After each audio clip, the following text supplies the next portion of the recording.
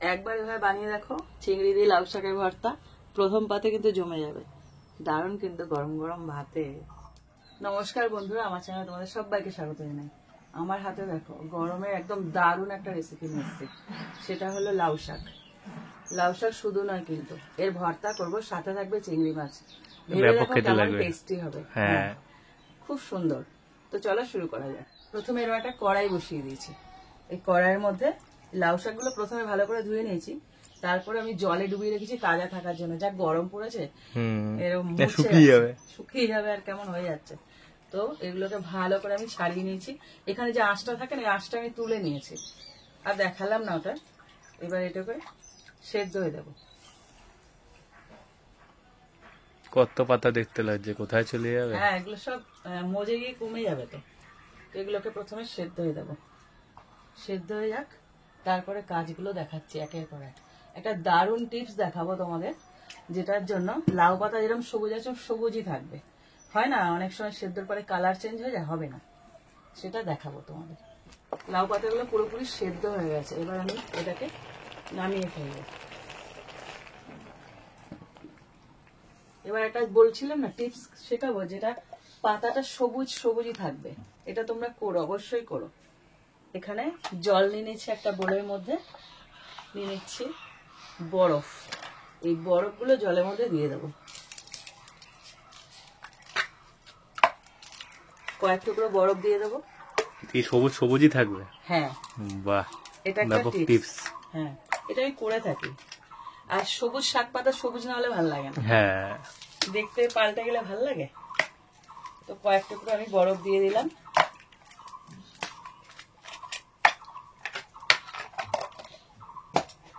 এইবার পাতাগুলো এখান থেকে তুলে সোজা বরফ জলে। খেয়াল করবে এই পাতাটার রংটা এক ফোঁটাও চেঞ্জ হবে না। বাহ,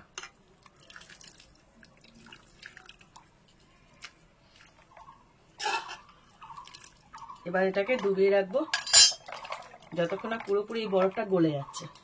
এটা ডোবানো থাক। এটা বরফে ডুবিয়ে রেখেছি, ডোবানো থাক। ততক্ষণে আমি একটা বাকি কাজগুলো করে নিই। এখানে ওই যে কড়াইতে আমি সেদ্ধ করেছিলাম, ওই কড়াইটাই ধুয়ে বসিয়ে দিয়েছি। দিয়ে দিচ্ছি সর্ষের তেল। এটা গরম করে নিয়েছি পুরোপুরি। এবার এর মধ্যে দিয়ে দেবো চিংড়ি মাছগুলোকে। চিংড়ি মাছগুলো নুন হলুদ মাখানোর দরকার নেই, এমনি ভাজলেই হয়ে যাবে। একটু ভালো করে ভেজে নেব। এই যে আজকে যে বাটাটা করছি না, এখানে চিংড়ি মাছের পরিমাণে কোনো লিমিটেশন নেই। তোমরা যত খুশি দাও, যত দেবে তত স্বাদ হবে। এখানে একটু বড় সাইজের চিংড়ি নিয়েছিলাম বলে আমি এখানে 100 গ্রাম চিংড়ি মাছ নিয়েছি। তোমরা 200 গ্রাম নাও, 250 গ্রাম নাও, পাতা বেশি করে নাও, কোনো ব্যাপার না, পরিমাণে বেড়ে যাবে। এই চিংড়িটা ভাজা হয়ে গেছে, এবার এটাকে আমি তুলে নেব।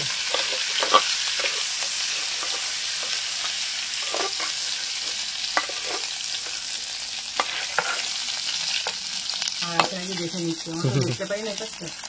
এই তেলের মধ্যে দিয়ে দিচ্ছি চেরা কাঁচা লঙ্কা আর দুটো পেঁয়াজ। এরকম বড় বড় সাইজে দুটো পেঁয়াজ কুচি করে নিয়েছি। ভালো করে ভেজে নেবো এটাকে। চিংড়ি মাছের তেলে ভাজি বেশি সুন্দর গন্ধ বেরিয়েছে। চিংড়ি মাছের যে নির্যাসটা, যে মানে জুসটা, ওটা পুরো তেলের মধ্যে থাকে, পুরো গন্ধ বেরোয়। তো এটাকে আমি পুরো ভেজে নিই ভালো করে। পেঁয়াজটাকে রাখে পুরো বাদামি করে ভেজে নিয়েছি, পেঁয়াজ আর কাঁচা লঙ্কাটাকে। এবার এটাকে নামিয়ে রাখবো। আমার ওদিকে বরফটা গলে জল হয়ে গেছে, এই দেখো পুরো ঠান্ডা হয়ে গেছে। এইবার এখান থেকে তুলে আমি পুরো চিপে নেবো। এর মধ্যে তো জল আছে, পুরো একদম জল না থাকে মতো চিপে শিলনোড়ায় নিয়ে বেটে নেবো। এক ফোঁটা জল থাকলে হবে না, গোল্লা গোল্লা করে চলে যাবে। পুরো চিপে একদম জলটাকে জড়িয়ে, তারপরে দেখো শাকের কালার দেখেছো, একদম সবুজ। টেকনিক আছে, অবশ্যই আছে। এবার এটাকে বেটে নেব। এটা বাটবো কি হয় জানো, কালো জিরে দিয়ে। লাগবে, হেভি খেতে লাগবে। বেশ কিছুটা কালো জিরে দিয়ে, দেখা যাচ্ছে। শাকের মধ্যে দিলাম কালো জিরে, আর দেবো কয়েক কোয়া রসুন। এবার একসাথে বেটে নেব। কালো কালো দেখতে এর যে কি উপকার, উপকারী রান্না আছে। খেতে কিন্তু খুব সুন্দর। চিংড়ি মাছ আছে, রসুন আছে, আর কালো জিরে পড়েছে, হেব্বি খেতে হবে। তবু সবুজ হয়ে গেছে পুরো চারিদিক, কি সুন্দর লাগছে না? হ্যাঁ, দেখতে খুব ভালো লাগছে, একদম সবুজ আছে, কি সুন্দর লাগছে। পাতাগুলো বাটা হয়ে গেছে, লাউ পাতা। এবার যে পেঁয়াজগুলো ভেজেছিলাম, পেঁয়াজগুলো, ভাজা পেঁয়াজ আর কাঁচা লঙ্কা, এটা বেটে নেবো। সব বাটাবাটি রান্না আজকে। হ্যাঁ, এমনি এমনি স্বাদ হয় বাসাধন, এমনি এমনি স্বাদ হয় না, তার পেছনে অনেক খাটনি থাকে। হ্যাঁ, আপনার আর কি টপাটপ মুখে পড়লেই হয়ে যায়। ওই আর কি, এটা হেভি খেতে হবে, হ্যাঁ দারুণ হবে। দেখে বোঝাচ্ছে না ব্যাপারটা কি হতে চলেছে।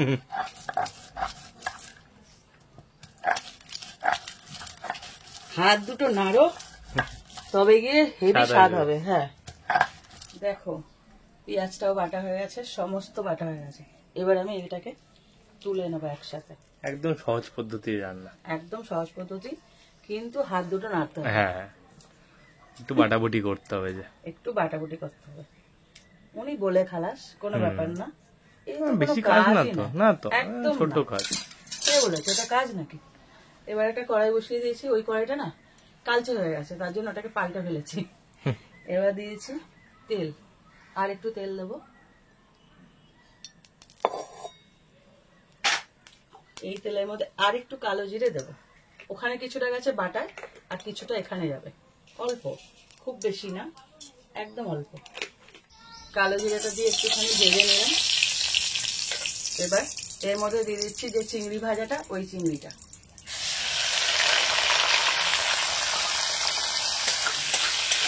একটুখানি নেড়ে চেড়ে নিই, কারণ এটা ভাজাই রয়েছে। এর মধ্যে যে বাটাটা করেছি সমস্তটা দিয়ে দেবো।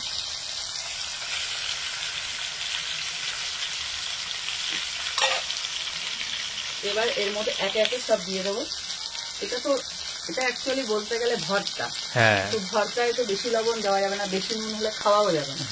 তো লবণটা একটু দেখে শুনে দিতে হবে, বেশি না হয়ে যায়। আর যেহেতু এটা সবুজ ভর্তা করছি, তার জন্য হলুদটা দেবো একদম নামমাত্র।